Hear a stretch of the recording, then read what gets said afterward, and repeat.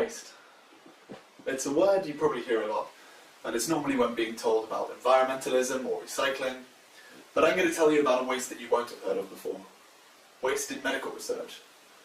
Waste of money, waste of time, waste of life. During these next 3 minutes we will have spent about $1.5 million on medical research, but despite this, 9 in every 10 treatments that are tested in clinical trials fail to demonstrate effectiveness. So, what if we could identify earlier in the drug development process which treatments were destined to fail? We could save a huge amount of time and energy by not researching these ineffective treatments. One stage in drug development, which is a potential source of exaggerated results, is during animal research. Using a statistical technique called meta-analysis, I've looked across dozens of animal studies for a particular type of stroke, and found that less than half reported carrying out key methodological steps which are now almost standard in human trials. Things like randomly allocating which animal receives which treatment can have a huge impact on results. Another source of falsely positive findings is known as the file draw problem. This is a phenomenon in which positive results end up getting published more often than negative ones. For example, a researcher may not get round to writing up a piece of work if they don't have exciting positive results, because it'll be harder to get accepted for publication in a good journal.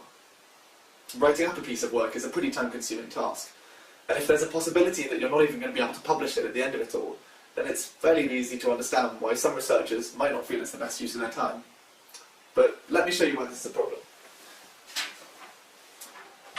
Let's say we have a specific treatment for a specific disease. The results of each of the trials are distributed around an overall average treatment effect here.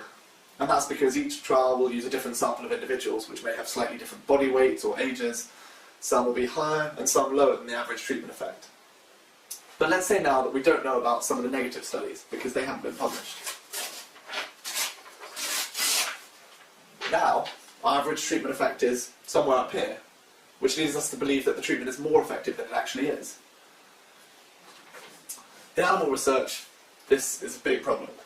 For stroke, it's been estimated that 16% of studies remain unpublished, with data from more than 3,000 animals. Now, I'm not trying to make an argument here against using animals for medical research, or in favour of it, but to me there's a completely inexcusable waste of life if the information gained from these animals isn't used. The methodological shortcomings I'm talking about here aren't just an isolated case in stroke research either. They've been found in studies of Parkinson's disease, of multiple sclerosis, and they're likely to be an issue throughout animal research.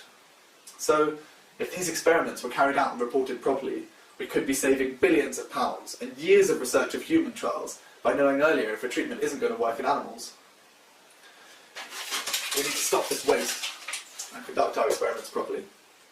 Thank you.